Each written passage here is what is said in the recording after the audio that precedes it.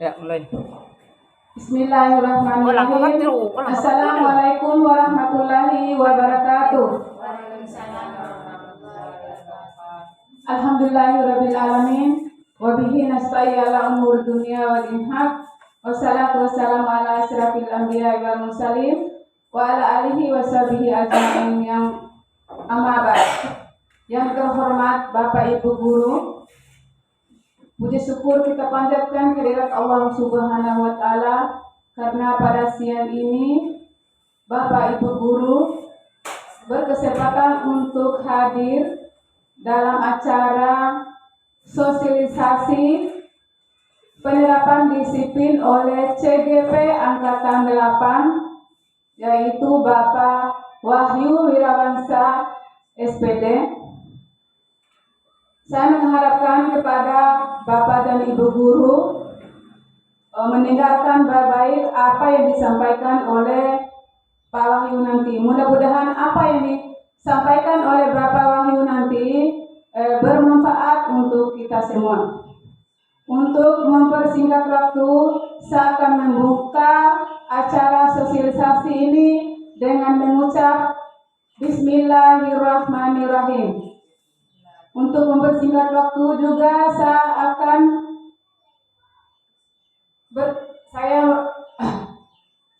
langsung saja memberikan kepada guru CGP Angkatan 8 yaitu Bapak Wahyu. Silakan. Sekian. Wassalamualaikum warahmatullahi wabarakatuh.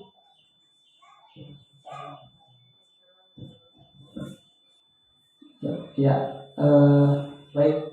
Bismillahirrahmanirrahim. Assalamualaikum warahmatullahi wabarakatuh. Alhamdulillahilladzi arsala rasulahu bil huda wa dinil haqq liyudhhirahu 'ala dini kulli wa kafa billahi shahida. Asyhadu an la ilaha illallah wahdahu la syarika lah wa asyhadu anna Muhammadan 'abduhu wa rasuluh. Allahumma shalli wa sallim ala sayyidina wa maulana Muhammad. Yang saya hormati Ibu Kepala Sekolah STM 01 UU, dan yang saya hormati Bapak-bapak, Ibu guru, staf guru STM 01 UU, singkatnya hadirin yang sama-sama berbahagia. Alhamdulillah, pada kesempatan di siang hari ini, insya Allah saya akan memaparkan salah satu tugas dari guru penggerak, yaitu sosialisasi tentang penerapan disiplin positif. Nah, ini termasuk dalam aksi nyata daripada guru penggerak. Aksi nyata guru penggerak tentang penyebaran dan penerapan disiplin positif.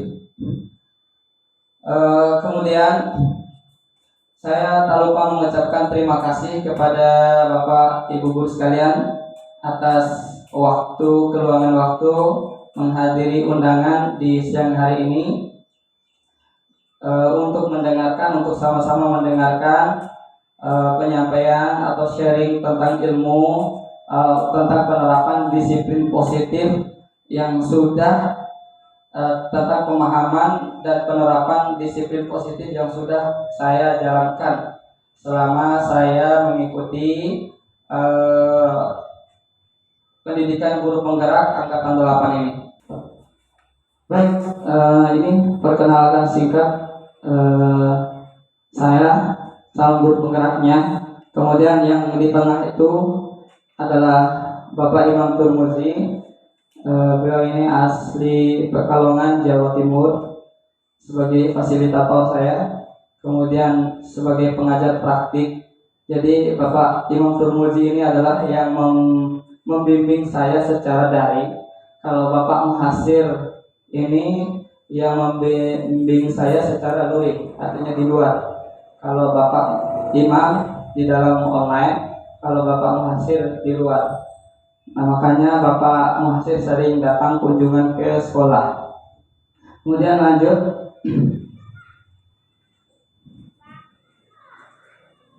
Nah, apa yang akan kita pelajari di kesempatan siang hari ini? Yang pertama adalah tentang budaya positif. Di sini budaya positif itu masuk disiplin positif dan nilai-nilai kebajikan universal. Kemudian teori motivasi, hukuman dan penghargaan serta restitusi. Kemudian keyakinan kelas. Kemudian kebutuhan dasar manusia dan dunia yang berkualitas. Kemudian restitusi segitiga atau disebut segitiga restitusi. Nah, ini adalah konsep dasar daripada penerapan budaya positif, ya, baik di lingkungan kelas maupun di lingkungan sekolah. Kemudian, nah ini yang pertama kita akan bahas di sini tentang disiplin positif dan nilai-nilai kebajikan universal. Sebelumnya ada tanya dulu, menurut Bapak Ibu Guru, apa itu disiplin menurut Bapak Ibu Guru? Disiplin.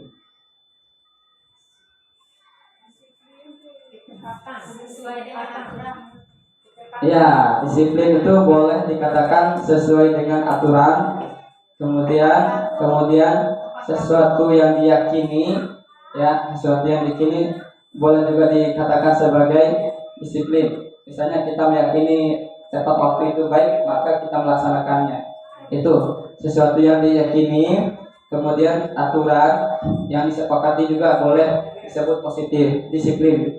Kemudian apa sebenarnya disiplin? Jadi disiplin itu berasal dari bahasa Latin disiplina yang artinya belajar, ya.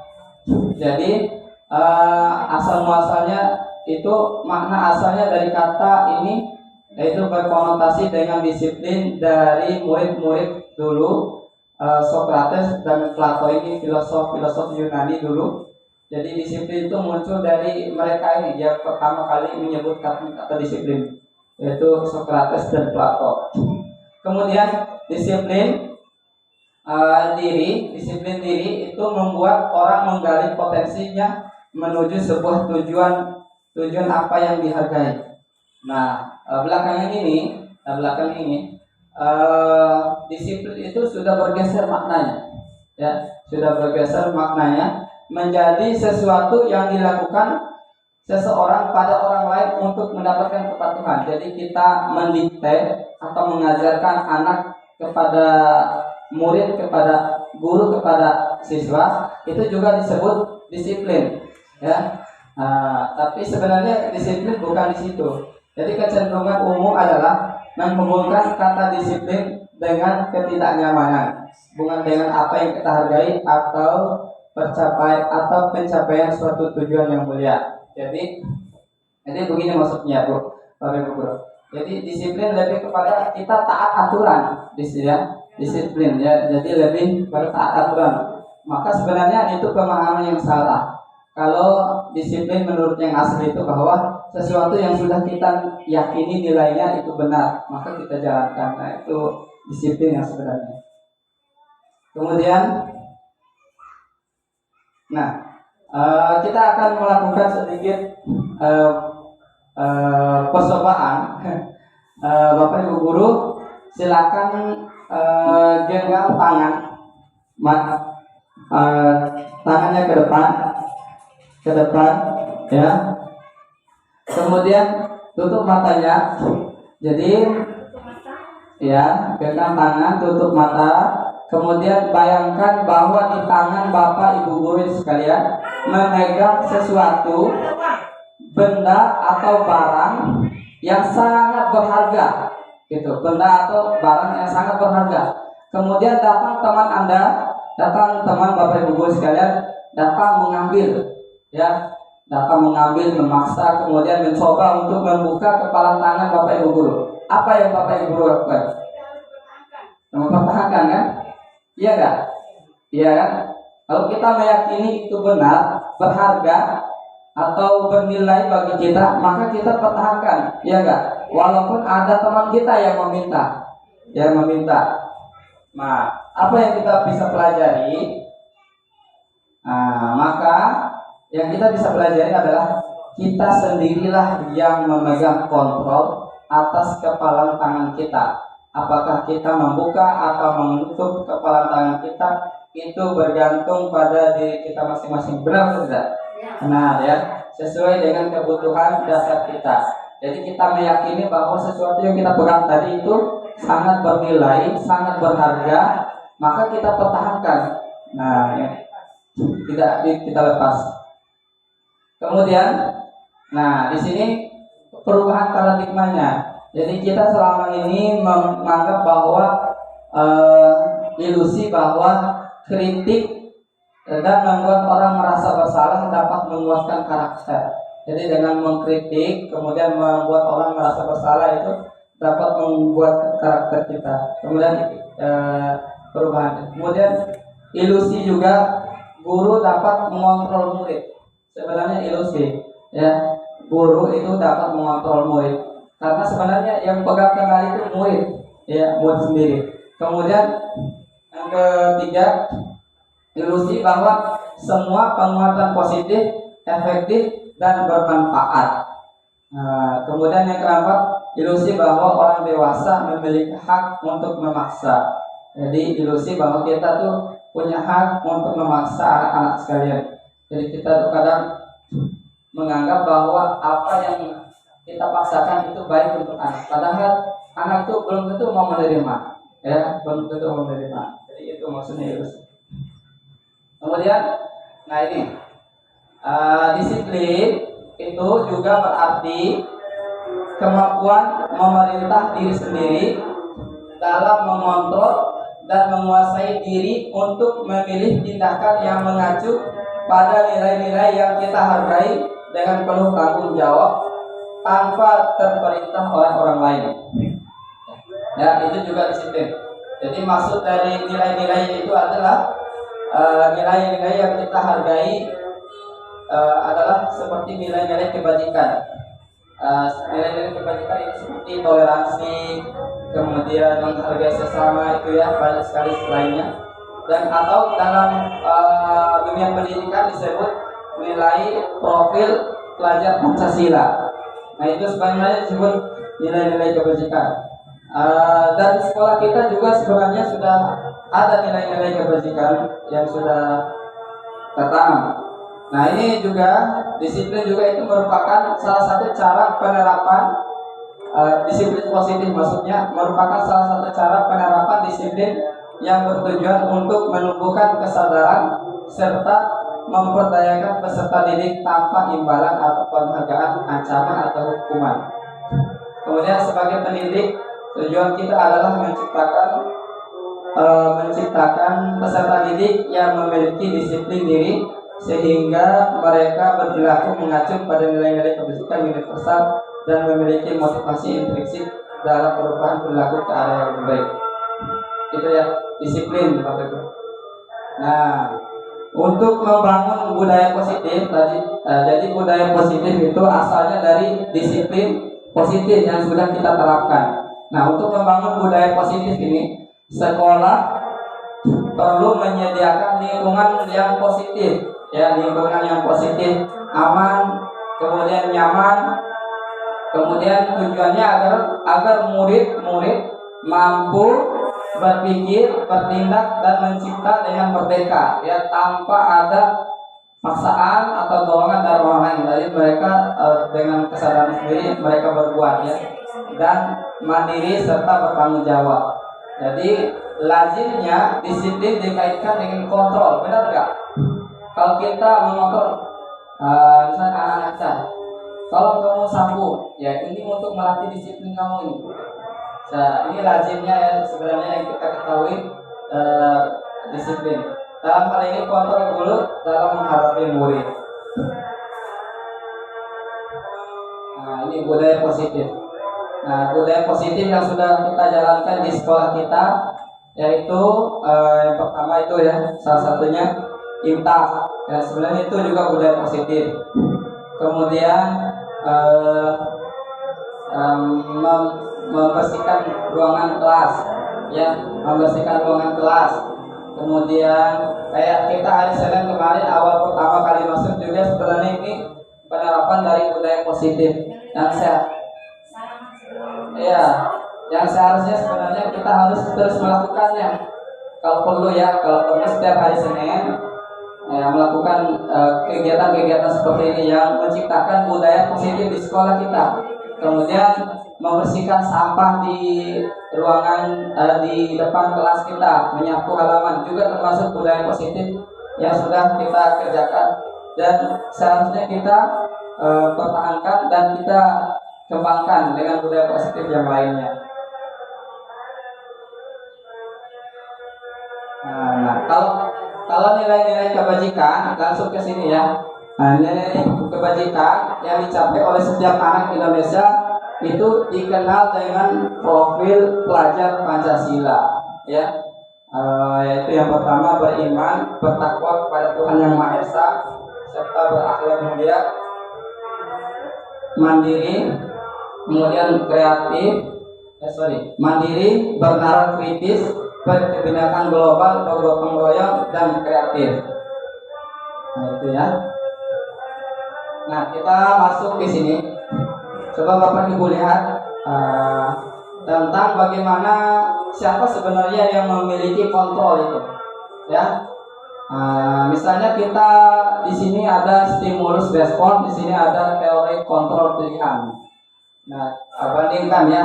Untuk stimulus respon, dia baru bertindak kalau ada diberi rangsangan. Kayak anak-anak diberi hukuman baru bertindak, gitu ya. Maka di sini, kalau di sini teori kontrol pilihan yaitu mereka langsung mengerjakan tanpa harus disuruh, tanpa harus dihukum, gitu. Jadi yang di sini kita stimulus respon, kita mencoba mengubah orang agar berpandangan sama dengan kita, benar atau tidak? Kalau kita punya stimulus respon atau kita melakukan ini memberi rangsangan dan memberi tindakan kepada siswa itu, jadi kita mencoba agar siswa itu berpandangan sama seperti kita. Tapi kalau teori kontrol pilihan itu adalah kita berusaha memahami pandangan orang lain tentang dunia. Kemudian yang kedua, perilaku buruk dilihat sebagai suatu kesalahan. Kemudian yang ketiga, semua perilaku memiliki tujuan. Kemudian yang ketiga, orang lain bisa mengontrol saya. Kemudian kalau teori kontrol pilihannya adalah hanya Anda yang bisa mengontrol diri Anda. Kemudian stimulus respon yaitu saya bisa mengontrol orang lain. Kalau teori kontrol pilihan, Anda tidak bisa mengontrol orang lain. Ya. Kemudian pemaksaan ada pada saat bujukan gagal. Jadi ketika bujukan gagal itu pasti berlaku paksaan. Ya. Maka di sini kalau teori kontrol pilihannya adalah kolaborasi dan konsensus. Konsensus ini adalah kesepakatan, ya. Kolaborasi, kerjasama, dan kesepakatan menghasilkan pilihan-pilihan baru. Kalau stimulus respon, model berpikirnya menang kalah. Kalau teori kontrol pilihan, model berpikirnya menang-menang. Jadi nggak ada yang menang atau kalah, sama saja di teori kontrol pilihan. Kemudian lanjut ke kebutuhan dasar manusia.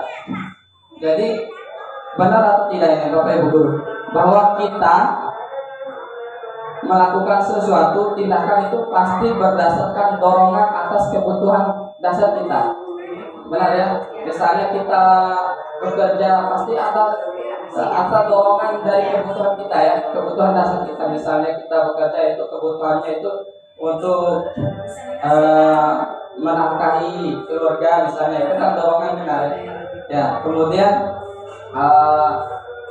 kebutuhan untuk mempertahankan diri. Ya, kalau diganggu pasti kita kebutuhan pasti akan mempertahankan diri. Ya, ini kebutuhan dasar manusia. Jadi kebutuhan dasar manusia adalah segala sesuatu yang kita lakukan untuk mendapatkan apa yang kita inginkan. Ya, seluruh tindakan yang kita lakukan memiliki tujuan tertentu dan semua usaha terbaik yang kita lakukan adalah dalam rangka agar kebutuhan dasar kita terpenuhi dengan baik. Jadi semua usaha terbaik yang kita lakukan adalah dalam rangka memenuhi kebutuhan dasar kita. Nah, ada 5 kebutuhan dasar manusia. Ya, ada 5 kebutuhan dasar manusia. Yang pertama itu bertahan hidup. Bertahan hidup seperti makan, kemudian pakaian, tempat tinggal, keamanan, kesehatan. Kemudian itu bertahan hidup. Ya, kebutuhan bertahan hidup. Kemudian kasih sayang dan rasa diterima itu masuknya dirasa diterima, kemudian diperdulikan, berbagi, kerjasama.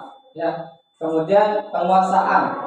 Kemudian kalau penguasaan itu harga diri, keinginan untuk dianggap, memimpin, didengar dan diakui. Kemudian kalau kebebasan itu mandiri, memiliki pilihan, mencoba hal baru, mengendalikan diri. Kalau kesenangan, bermain, humor, antusiasme, dan tertawa. Nah, ini 5 kebutuhan ini pasti ada di setiap kita, baik guru atau murid, ya. Dan murid ketika melakukan sesuatu pasti berdasarkan ini 5 kebutuhan. Entah karena kesenangan, pengen cari kesenangan, atau pengen bebas, gitu, nggak mau diatur. Nah, ini mereka melakukan berdasarkan 5 kebutuhan dasar manusia. Nah, oke, terkait dengan 5 kebutuhan dasar manusia, maka ada yang memotivasinya perilaku manusia itu. Apa saja? Ada 3 di sini motivasi yang muncul ketika memenuhi kebutuhan dasar tadi. Yang pertama, untuk menghindari ketidaknyamanan atau hukuman. Pertanyaannya itu yaitu apa yang akan terjadi apabila saya tidak melakukannya. Jadi motivasi manusia itu pasti menyangkut ini 3 ini. Motivasi untuk memenuhi kebutuhan. Ya, ada motivasi eksternal, kemudian motivasi internal. Kalau motivasi internal itu adalah untuk menghargai diri sendiri. Nah, pertanyaan itu, saya kalau lakukan ini, saya dapat apa gitu? Ya, saya akan menjadi orang seperti apa kalau saya menerapkan ini? Nah, ini penerapan teori motivasi perilaku manusia. Nah, ini hukuman dan konsekuensi. Hukuman itu sesuatu yang menyakitkan harus terjadi. Perbedaannya nih ya, perbedaan antara hukuman dan konsekuensi. Hukuman sesuatu yang menyakitkan harus terjadi. Konsekuensi sesuatu yang harus terjadi. Kemudian kalau hukuman membuat anak sakit fisik maupun hati untuk jangka waktu yang lama. Kalau konsekuensi membuat anak merasa tidak nyaman dalam jangka waktu yang pendek. Ya. Kemudian kalau hukuman, anak membenci kedisiplinan. Kemudian kalau konsekuensi, anak menghargai disiplin. Kemudian paksaan, hukuman itu adalah bersifat paksaan. Kalau konsekuensi, stimulus tanggapan. Kalau hukuman mendorong anak menyakiti diri sendiri. Kalau konsekuensi mendorong anak agar mudah menyesuaikan diri. Kemudian hukuman, konsep diri yang buruk. Kalau konsekuensi, konsep diri yang baik. Dan seterusnya, anak belajar untuk menyembunyikan kesalahan. Kalau konsekuensi, anak belajar untuk mematuhi peraturan. Merasa bersalah, dipermalukan, merasa tak dihargai, kehilangan hak, dibuat tidak nyaman, diasingkan untuk sementara. Jadi itu perbedaan antara konsekuensi dan hukuman. Nah, coba Bapak Ibu guru menganalisa pernyataan di depan, mana yang termasuk konsekuensi, mana yang termasuk hukuman. Mencatat 100 kali di dalam buku kalimat saya tidak akan terlambat lagi karena terlambat ke sekolah. Itu hukuman atau konsekuensi? Hukuman atau konsekuensi?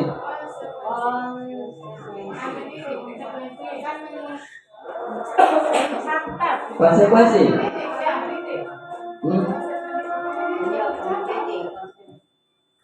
Nah, nanti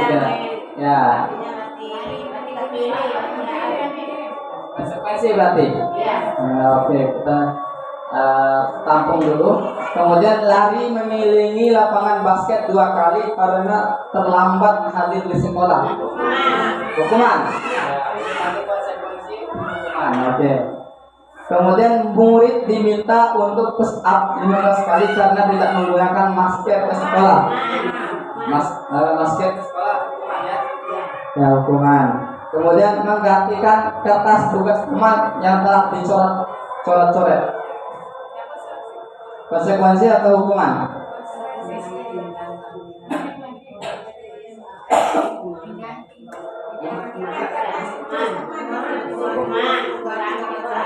Hukuman. Hukuman berarti. Iya, hukuman. Kemudian lanjut ya, kita akan tahu sama-sama jawaban ini. Kemudian yang selanjutnya membersihkan tumpahan air di meja tulis karena tersenggol pada saat belajar. Hukuman atau konsekuensi? Konsekuensi? Konsekuensi. Ya, lanjut. Murid disuruh untuk tidak mengenakan sepatu seharian di sekolah karena tidak mengenakan sepatu hitam. Peraturan di sekolah mengenakan sepatu hitam, harus mengenakan sepatu hitam, tapi dia ini mengenakan sepatu yang lain. Tidak artinya diberi konsekuensi atau diberi hukuman ini? Konsekuensi? Oke, lanjut dulu, kita tampung dulu. Lari mengelilingi lapangan basket 2 kali karena terlambat 10 menit untuk belajar. Hukuman atau konsekuensi? Hukuman. Ya, kita lihat jawabannya. Nah ini, mencatat 100 kali di dalam buku kalimat di dalam buku saya tidak akan terlambat lagi, itu termasuk hukuman ya. Hukuman. Kemudian lari mengelilingi lapangan basket 2 kali karena terlambat hadir, hukuman ya. Push up 15 kali, hukuman ya. Ini yang masuk konsekuensi ini cuma 3 ya. Ini. Menggantikan kertas tugas teman yang telah dicoret-coret, konsekuensi. Kemudian membersihkan tumpahan air di meja tulis karena tersenggol pada saat belajar, konsekuensi. Kemudian murid disuruh untuk tidak mengenakan sepatu seharian, hukuman. Kemudian lari mengelilingi lapangan basket 2 kali karena terlambat 10 menit untuk pelajaran PJOK. Ini termasuk konsekuensi ya, konsekuensi karena pelajaran PJOK.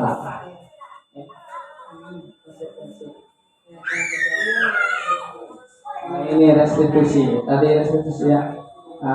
Jadi ada 3 pilihan, ada hukuman, ada konsekuensi. Ya, kita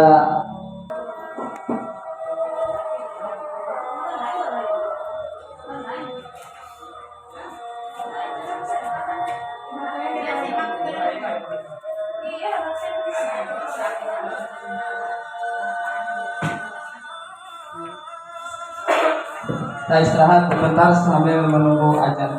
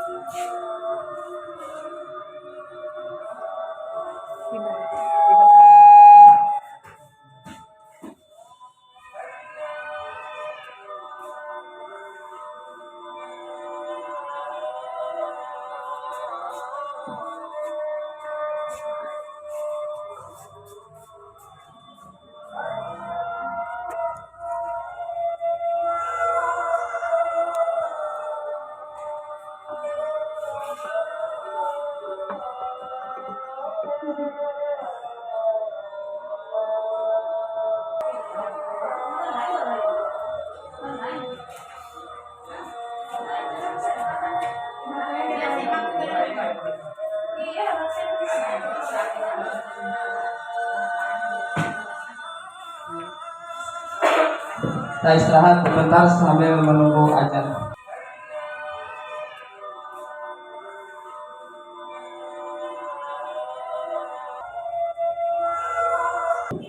Baik, kita lanjut sedikit.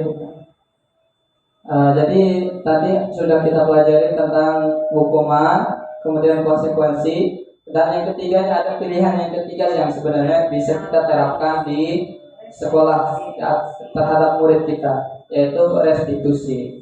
Restitusi itu apa? Yaitu proses menciptakan kondisi bagi murid untuk memperbaiki kesalahan mereka sehingga mereka bisa kembali pada kelompok mereka dengan karakter yang lebih kuat. Restitusi juga merupakan proses kolaboratif, jadi kolaborasi antara guru dan murid yang mengajarkan murid untuk mencari solusi atas masalah yang mereka telah hadapi atau masalah yang sudah mereka perbuat. Kemudian selain itu restitusi membantu murid berpikir tentang orang seperti apa yang mereka inginkan atau orang seperti apa yang mereka ingin menjadi tujuan, dan bagaimana mereka harus memperlakukan orang lain. Itu restitusi. Nanti kita akan belajar gimana sih restitusi itu. Nah, ini 5 posisi kontrol guru yang sebenarnya sadar atau tidak sadar sebenarnya kita telah melakukan semuanya, hampir semuanya ya, hampir. Ada posisi penghukum, kadang guru itu bersifat sebagai penghukum, kemudian pembuat merasa bersalah, kemudian ada juga guru itu yang bertindak sebagai teman, kemudian ada yang bersifat sebagai pemantau, kemudian ada sifat manajer. Ini adalah salah satu contoh penerapannya. Saya lihatkan videonya. Penghukum tuh.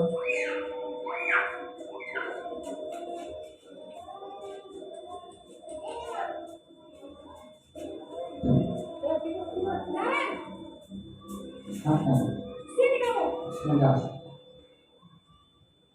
Selamat pagi, Bu. Selalu terlambat. Kamu deh, pasti terlambat. Maaf, Bu. Saya Apa? Apa coba? Alasan kamu apa lagi? Kapan sih kamu tidak terlambat? Malas sekali ya kamu jadi anak. saya Dasar pemalas. Saya besarkan dulu layar. Berani-beraninya jawab. Sudah terlambat, masih berani jawab pula. Sekarang, keliling lapangan basket 5 kali sekalian.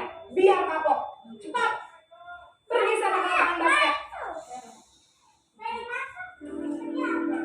Kemudian posisi pembuat merasa bersalah. Posisi dua.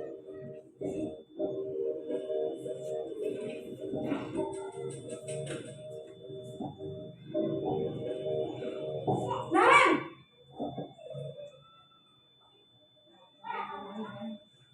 selamat pagi, Bu. Naren. Kamu kenapa terlambat lagi, nak? Ya Tuhan, Naren. Kamu senang ya bikin ibu susah ya?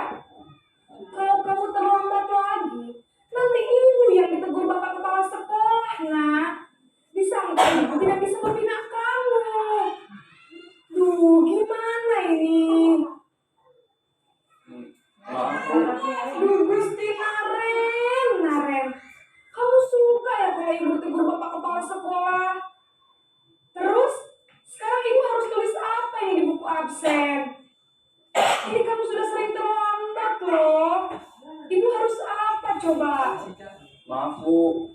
Maaf sekali. Ya sudah, lain kali jangan bikin ibu susah lagi anak ya. Ibu tidak akan kuat lagi kalau kamu begini terus. Bisa jantungan kalau ibu tegur bapak kepala sekolah. Sana cepat kelas. Maaf ya, Bu. Maaf sekali. Posisi pembuat rasa bersalah berbicara dengan nada tenang.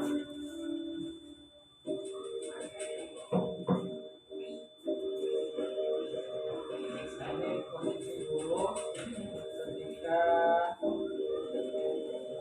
Naren, sebagai teman. Selamat pagi, Bu.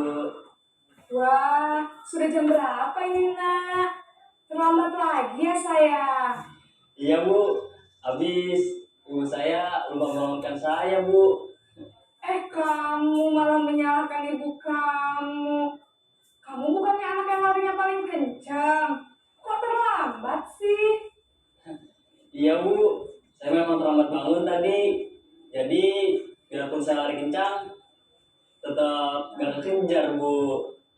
Ya sudah sana. Nanti lain kali larinya lebih kencang lagi ya. Biar gak terlambat lagi. Bikin seneng ibu. Demi ibu. Bisa kan? Bisa lah, Bu. Ya sudah sana masuk kelas. Ibu beresin urusan absen kamu. Kamu ini ada-ada saja.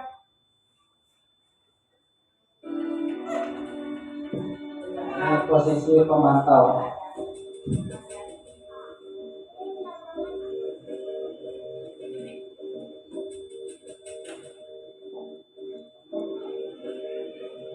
Naren!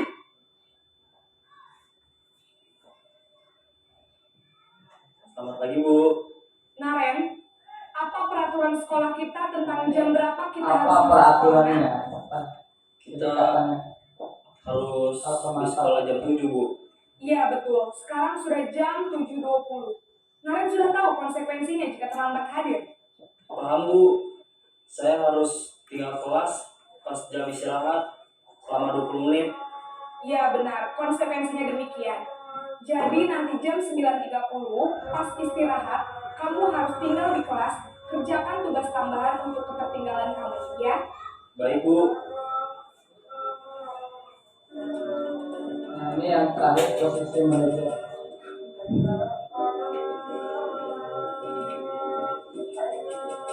Yang beda itu kalimatnya ya. Dari tiap kalimat itu beda. Memantau. Selamat pagi, Bu. Selamat pagi Naren. Maaf, Bu. Saya terlambat.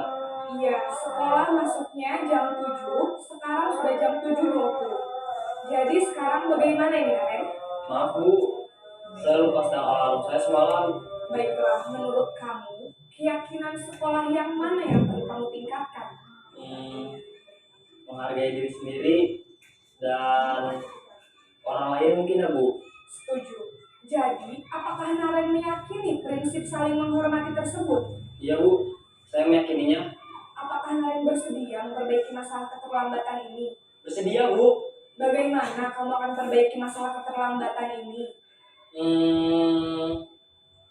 Saya akan coba untuk tidak lupa menyetel alarm saya, Bu. Baik, kalau Naren lupa menyetel alarm di rumah, ada orang yang kira-kira bisa bantu mengingatkan tidak? Ada, Bu. Kakak saya, Kak Emma. Ada lagi selain Kak Emma? Selain Kak Emma, ada ibu saya. Baik, jadi yang mengingatkan Naren adalah Kak Emma dan ibu kamu ya? Kira-kira akan mulai setel alarm kapan nih Naren? Setelah pulang sekolah, akan segera saya lakukan. Baik, jadi Naren akan setel alarm untuk bangun besok pagi dan akan diingatkan oleh kakak dan ibunda Naren ya. Ada lagi yang mungkin perlu dilakukan Naren agar tidak terlambat bangun lagi. Tidak ada, Bu. Baik Naren, terima kasih untuk kerjasama kamu. Sekarang kamu perlu kembali ke kelas untuk belajar. Baik, Bu. Terima kasih. Nah itu 5 posisi kontrol guru. Ada yang pertama tadi, ada penghukum ya. Penghukum itu dia berbicara dengan nada ya kasar terus keras.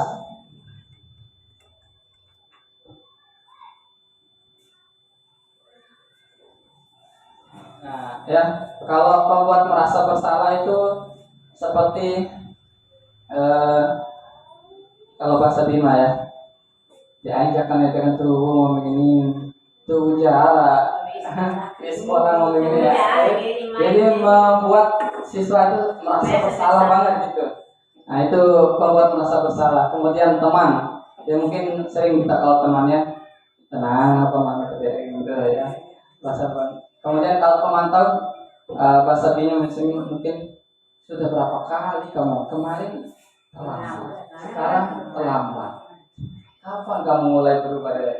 Gitu ya kalimat-kalimatnya. Kemudian kalau manajer itu seperti tadi yang saya katakan, kolaborasi dan konsensus. Jadi mencari kesepakatan atas solusi masalah yang mereka perbuat. Nah, itu kalau manajer.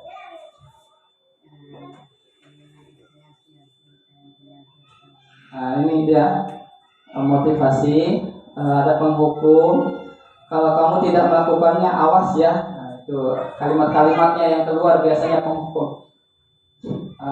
Biasanya hasilnya itu memberontak, murid malah memberontak, makin memberontak di sini. Kemudian yang kedua, kalimat-kalimatnya itu kamu seharusnya sudah tahu ya, ibu lelah sekali mengatakannya. Jadi membuat rasa bersalah. Kalau bahasa Bindanya maki jahatin ngomong gitu, ya pembuat merasa bersalah. Jadi hasilnya itu siswa itu merasa bersalah, merasa rendah diri, kemudian menyembunyikan, menyangkal, berbohong. Itu ya. Kemudian kalau posisi pemantau, langsung ke pemantau. Kalau kalimat-kalimat yang asli itu apa peraturan sekolah kita? Apa peraturan yang sudah yang kamu sudah langgar?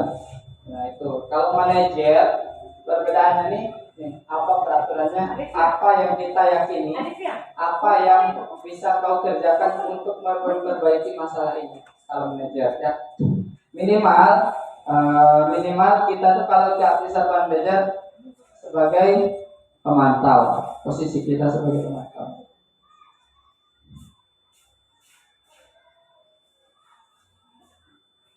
Nah, ini pernyataan-pernyataan seperti saya kecewa sekali dengan kamu.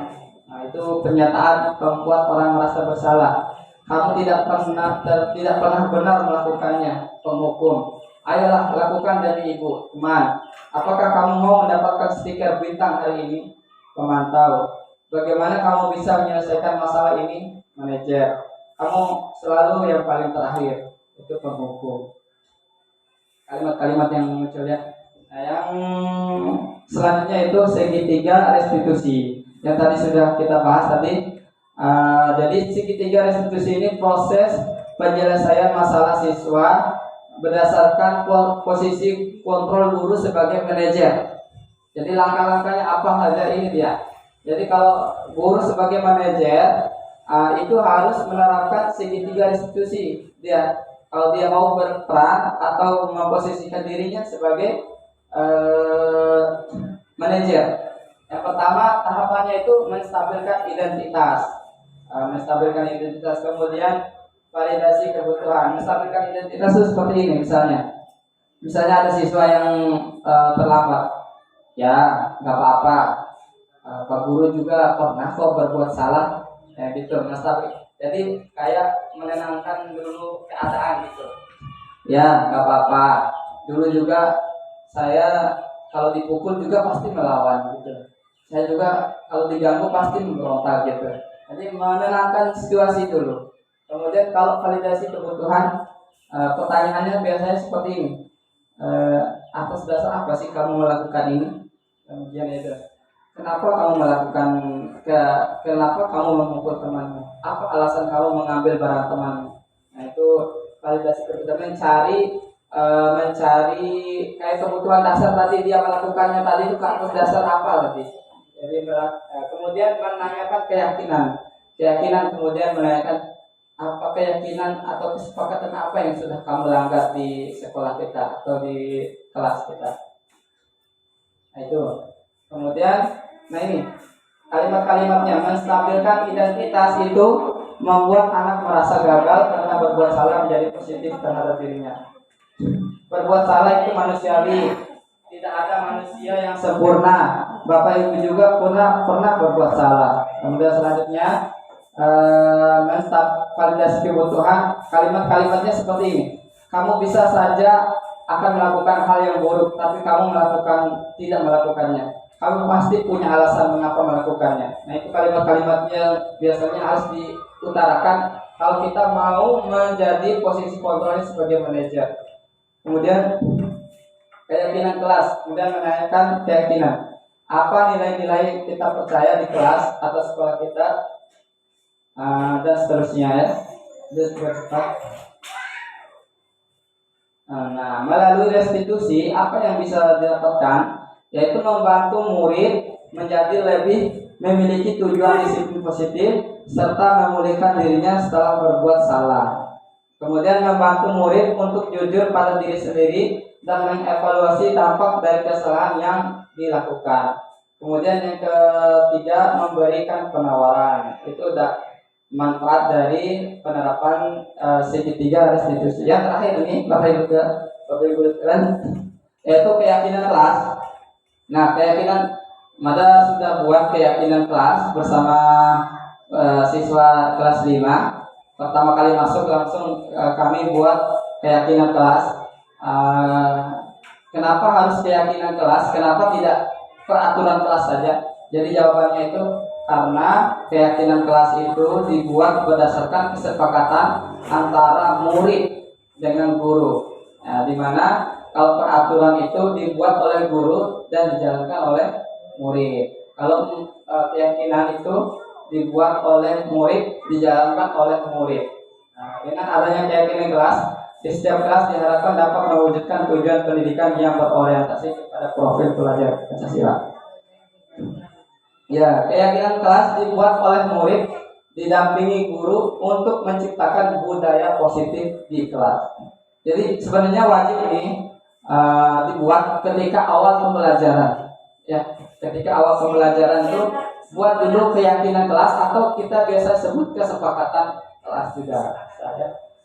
Buat supaya murid tuh tahu apa saja yang bisa dikerjakan, apa saja yang tidak bisa dikerjakan di dalam kelas. Nah ini. Kalau tahapannya yaitu yang pertama itu buat diskusi dulu. Diskusi siswa dan guru itu mendiskusikan peraturan apa yang mau mereka buat di dalam kelas. Jadi kalimatnya itu jangan langsung ke keyakinan kelas. Jadi anak-anak sekalian silakan tuliskan peraturan apa saja yang mau kalian buat di kelas. Nah ini saya sudah buat tadi. Mereka sudah buat pakai kertas kecil. Kemudian yang kedua langkahnya yaitu mencatat. Jadi setiap siswa mencatat peraturan kelas yang akan diterapkannya di kelas. Ini sudah dicatat, ditempel, catat, kemudian guru tuh tempelnya satu-satu di dalam. Kemudian merumuskan keyakinan. Jadi peraturan-peraturan yang sudah dicatat tadi oleh siswa dipisahkan, ya, mana yang sama dan mana yang tidak sama. Kalau yang sudah sama tidak dimasukkan, yang berbeda itu yang dimasukkan. Kemudian yang ketiga merumuskan itu mengganti kalimat-kalimat yang misalnya tidak boleh makan dan minum di dalam kelas. Kan siswa langsung nulis begitu di kertas. Dia tidak mungkin dia langsung menjaga kebersihan, tidak mungkin. Pasti dia menulis tidak boleh makan dan minum di dalam kelas. Nah, maka guru itu merumuskannya menjadi keyakinan, misalnya menjaga adab dan akhlak di dalam kelas. Itu dirubah dia ya, tidak boleh makan dan minum. Kemudian kalau tidak boleh berkelahi di dalam kelas, apa kalimatnya? Yaitu menghargai teman. Itu ya, seterusnya. Kemudian yang keempat, tinjau ulang tentang keyakinan kelas yang sudah dibuat. Kemudian yang kelima, pajang. Kemudian yang keenam itu tanda tangan. Nah ini udah tanda tangan, semua siswa udah tanda tangan di hari Kamis kemarin tanda tangan.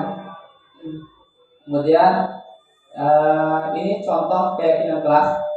Bapak Ibu bisa mengambilnya juga dari sini. Keyakinan kelas disiplin waktu. Kedua, belajar. Ya ini yang sudah saya buat. Belajar dengan gembira dan bersemangat. Harapan di dalam kelas kita bersikap baik dan jujur. Seterusnya. Ini contoh cara membuat keyakinan kelas. Nah, kesimpulannya yang kita bisa dapatkan yaitu bahwa dengan membuat keyakinan kelas berisi beberapa aturan untuk membantu guru dan murid bekerja sama membentuk kegiatan belajar mengajar yang efektif. Itu saja. Ya, terima kasih. Demikian yang bisa saya sampaikan. Mungkin ada pertanyaan? Tidak ada? Ya, karena ini sudah jamnya siang juga, maka kita akhiri saja pertemuan kita. Demikian pertemuan kita. Saya ucapkan sekali lagi terima kasih atas waktunya Bapak Ibu guru sekalian, atas kesempatan menghadiri undangan saya.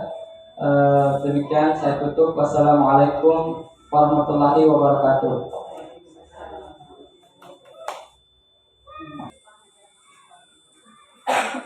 Apa kabarnya? Alhamdulillah, luar biasa. Oke, kita akan buat bukulan keyakinan kelas. Namanya sekarang keyakinan kelas, bukan esat perkataan. Lo kali tapi, ini. Rian, baik enggak?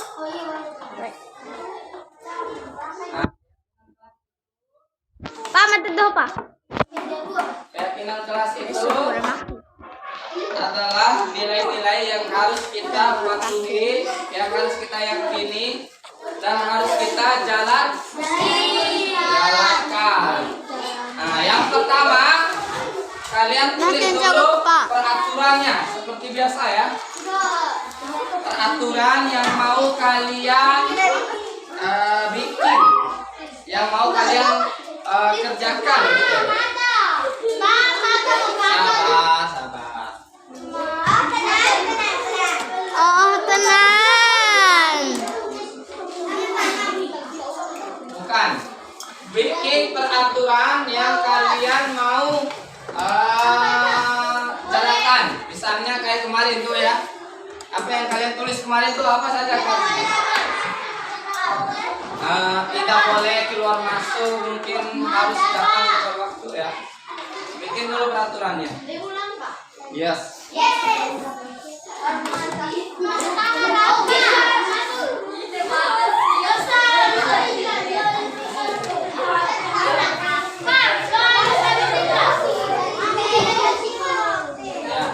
Tidak boleh berantem mungkin.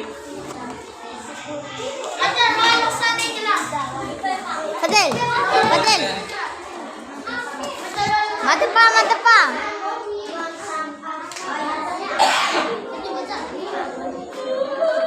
Yeah. Yang baik Aprian, yang baik syuting Aprian, yang baik. Siap. Oke. Sekarang tulis. Contohnya misalnya tidak boleh keluar masuk saat jam pelajaran. Misalnya, ya, contoh. Atau tidak boleh makan atau minum saat pelajaran. Tulis. Contoh itu, yang mana terserah kalian. Hah? Tidak boleh menyontek.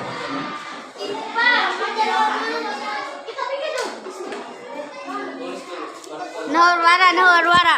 Tulis dulu. Ayo. Oh, tunti bu. Mulai dari Ira. sekarang. Nana Waktunya 2 menit. Cahaya. 2 menit. Cahaya. Tunti bu, tidak boleh menjahili teman. Tidak boleh buka ini kayak kemarin nih. Tidak boleh pakai baju yang lain mungkin. Ini ya. Tepet.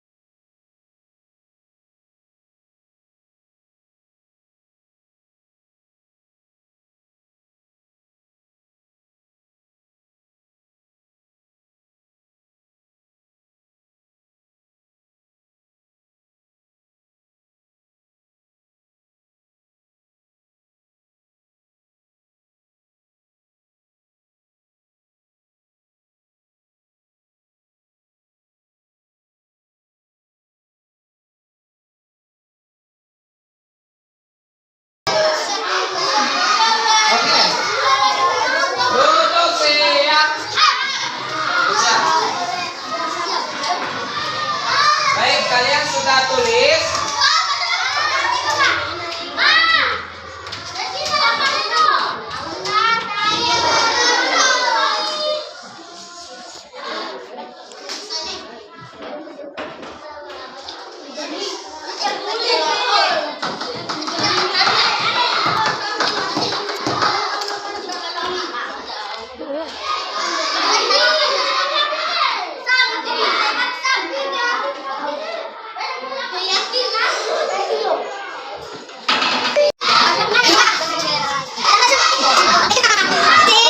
oke kita tulis dulu. Ya. Kita lihat. Hormat terhadap guru. Hormat. Bebas. Ya, hormat terhadap guru. Kemudian kita nggak boleh keluar masuk dalam kelas atau ya boleh. Ya, masuk. Ya, masuk. Kemudian tidak boleh nyontek tugas orang. Sepakat tak? Nah, kemudian jangan pukul teman. Ya, jangan berkelahi ya. Kemudian nggak boleh buka sepatu dalam kelas. Ya, betul. Kemudian tidak boleh tidak boleh kerjakan apa yang muslimin.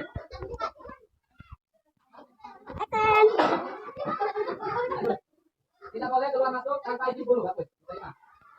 Kemudian tidak boleh menanyakan kapan pulang. Bagus. Tidak boleh berisik di saat jam pelajaran. Bagus. Kemudian tidak boleh buka sepatu dalam kelas. Ya, sudah. Tidak boleh.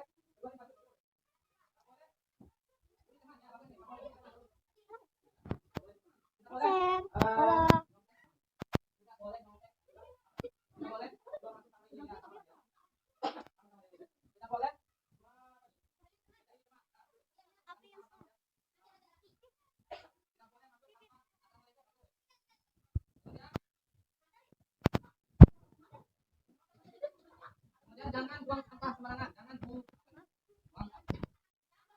bagus. Dilarang mencolek tembok. Ya, betul. Oke, kita sepakati ada beberapa ini. Satu, kemudian kita boleh keluar masuk tanpa izin. Kemudian apa lagi?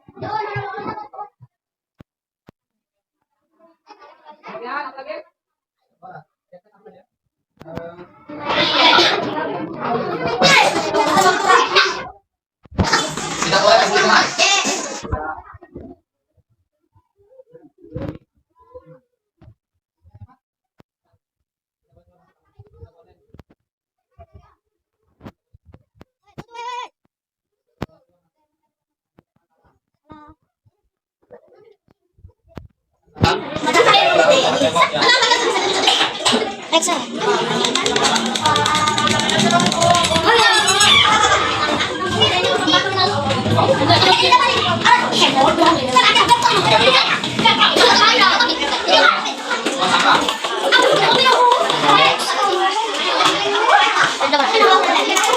Jangan berisik. Berisik, tidak boleh berisik. Kemudian tidak boleh buka satu ya. Oke,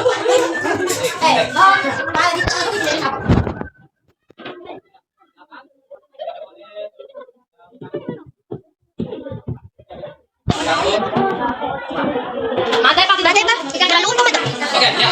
Kita lihat dulu ya. Sudah sama juga, tinggal masuk sama. Ya,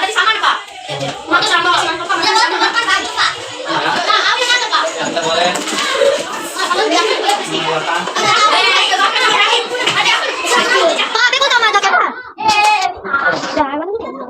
Oke, lihat dulu. Ini, hormat terhadap guru, sepakat dong. Tidak boleh keluar masuk tanpa izin guru, sepakat?